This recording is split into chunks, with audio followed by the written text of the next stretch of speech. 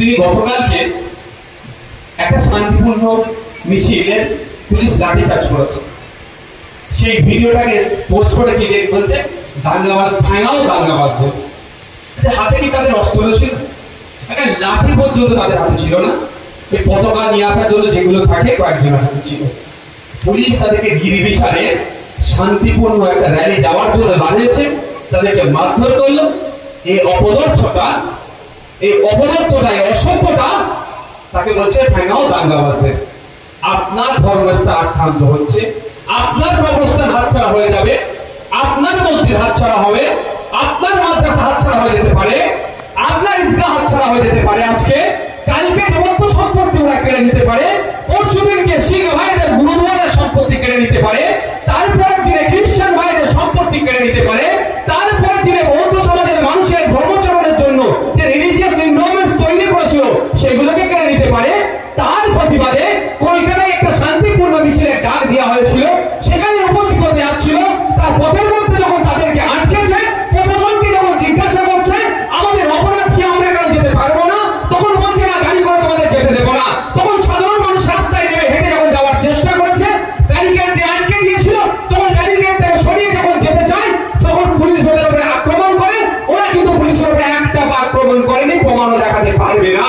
কিন্তু এই হিংস্র সেই শান্তিপূর্ণভাবে মিছিলে যাওয়ার মানুষদের উপরে আক্রমণের ভিডিওটা সোশ্যাল মিডিয়ায় ছড়িয়ে পড়েছে, অনেকে নিন্দা জানিয়েছে, ধিক্কার করেছে। কিন্তু এই অপদার্থটা, এই দেবাংশ অসভ্যতা সেই ভিডিওকে আপলোড করে বলছে দাঙ্গাবাজদের ঠেঙাও। এর অসভ্যতা আমি জবাব দিতে হবে না? আমি আজকে চিঠি রেডি করছি। পার্টির ধরে সভাপতি আছে পশ্চিমবাংলা, সম্ভবত সুব্রত বক্সী মহাশয়কে আমি চিঠি করবো। আমি আমার লেটার হেড থেকে এমএলএ হিসেবে যে আপনার দলের যিনি আইটি সেলের হেড করে রেখেছেন, আপনারা তাকে মুখপত্র করে রেখেছেন, এই ধরনের দু নম্বর দোকানা মালগুলোতে আগে সত্যকে প্রত্যাহার করান, না এর বিরুদ্ধে আপনার দলীয় কি ব্যবস্থা নিচ্ছেন সেটাও পাবলিকে মেনে নিয়ে আসুন। গায়ে জ্বালা লাগছে, মুসলিম নেতার অধিকারের জন্য রাস্তায় নামলে দাঙ্গাবাজ হয়ে যাবে। কালকে আমার আদিবাসী ভাইরা জলজমি জঙ্গলের জন্য যদি রাস্তায় নামে, কেউ না সাথ দেয়, নৌসাদ সিদ্দিকীর অধিকারের জন্য সাথ দেবে। তাদেরকে কি বলবেন? মাওবাদী। বুঝতে পারছেন না? আদিবাসী ভাইরা যদি রাস্তায় নেমে তাহলে মাওবাদী হয়ে যাবে। আর দলিত ভাইরা যারা এসসি কমিউনিটির, সেই দলিত ভাইদের কোটাতে যারা দলিত নয় চাকরি নিয়ে নিচ্ছে টাকার বিনিময়ে, তারা তাদের অধিকারের জন্য রাস্তায় যদি আমার দলিত হিন্দু সমাজের পিছিয়ে বর্গের ভাইরা রাস্তায় নেবে, তাহলে তাদেরকে কি বলে দেখা দেবেন? দেবাংশু ভট্টাচার্য মহাশয় প্রশ্ন করবেন না? থেকে অঙ্কুরই বিনাশ করতে হবে। এর মনের মধ্যে যে ক্ষোভটা আছে সেটা এতদিন বার করতে পারেনি, সেটা বার করছে। যে ভাষায় শুভেন্দু অধিকারী কথা বলে, সেই ভাষায় তৃণমূলের আইটি সেলের চিফ কি করে কথা বলতে পারে ভাই? কোথায় যেন একটা মিল দেখতে পাচ্ছি না আমরা। সব দেয়ালে উঠে বসে আছে, দেওয়ালের পাঁচিল দেখেন তো, পাঁচিলের মাথায় বসে আছে, যখন যেদিকে পারবে লাফ মেরে দেবে। আর এদের জন্য আপনারা এই লোকসভা নির্বাচনে গলা ফাটালেন। এগুলো চিনতে পেরেছেন? এই ধরনের অনেক ছুপে বসে আছে, অনেক, সবাই নয়, তাদেরকে চিহ্নিত করতে হবে। যারা সত্যিকারের ধর্ম নিরপেক্ষতার কথা বলে, হিন্দু মুসলিম নির্বিশেষে মানুষের ঐক্যের কথা বলে, তাদের পাশে আমরা থাকবো, তাদের জন্য প্রয়োজনে জীবন দেব। প্রস্তুত আছেন তো? রানী ভাই প্রস্তুত আছেন তো? হিন্দু হতে পারে, মুসলমান হতে পারে, দেখার আমাদের প্রয়োজন নাই। যে মানুষের জন্য কথা বলবে, ঐক্যের কথা বলবে, সম্প্রীতির কথা বলবে, শান্তির কথা বলবে, সৌহার্দ্যের পরিবেশ তৈরি করার চেষ্টা করবে, তার সাথে আমরা চোখ কান বুঝে থাকবো। কিন্তু যারা এরকম দোগুলা দু নম্বর টাইপের হবে, এটা মুসলিম সম্প্রদায়ের লোকেরা, তাদের গণতান্ত্রিক প্রক্রিয়ায় রাজনৈতিক ভাবে একটা মিছিলে নেমেছে, সেকে তারা দাঙ্গাবাজ বলে দেখে দিচ্ছে। ব্যাপারটা আছে, একটা গল্প শোনাবো, কারণ অসুবিধা হবে না তো ভাই শুনতে? কটা বাজে বলো তো? একটা গল্প শোনায়। আমাকে একজন বলেছিলেন যে কে কোন জায়গা থেকে উঠে এসেছে, ধরাটাকে গাড়ি থেকে ফলো করা যায়। কেমন ভাবে?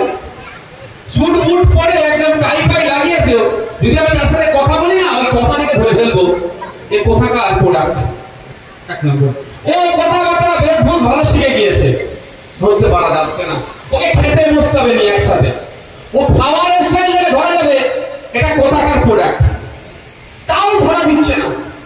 তাহলে কি করতে হবে? ওকে সাথে করে সফরে নিয়ে যেতে হবে, অর্থাৎ যাত্রা করতে হবে ওকে নিয়ে। না এখান থেকে আপনারা বলতে চল ভাই যাই, ও যাওয়ার পর ওর চাল চলন থেকে ধরা যাবে ও কোথাকার প্রোডাক্ট, তাও ধরা যাচ্ছে না। ওকে আপনার পাশাপাশি ঘুমোতে হবে, না ও ঘুমাচ্ছে ওকে ফলো করতে হবে। ওর ঘুমানো থেকেও ধরে পড়ে যাবে ও কোথাকার প্রোডাক্ট। তো এই সমস্ত প্রোডাক্টের উপরে নজর রাখবেন। এই কোথাকার প্রোডাক্ট বলুন তো? আরএসএস এর নাগপুরের প্রোডাক্ট এখন বাঁচার জন্য তৃণমূলকে সঙ্গে রেখেছে। তো এই প্রোডাক্টের জবাব আমাদেরকে দিতে হবে।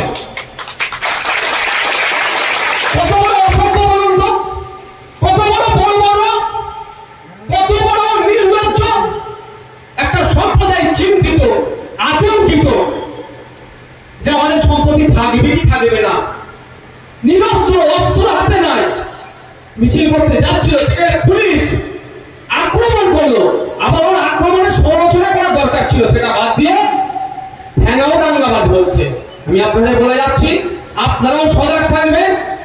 দেবাংশুর বিরুদ্ধে পার্টি, তৃণমূল পার্টি কি পদক্ষেপ নিচ্ছে। যদি দেবাংশুর বিরুদ্ধে তৃণমূল পার্টি পদক্ষেপ নাই, ওয়েল এন্ড গুড, আমরা সকলে এটাকে সাধুবাদ জানাবো। আর যদি কোনো পদক্ষেপ না গ্রহণ করে তাদেরকে আমাদেরকে ধরে নিতে হবে।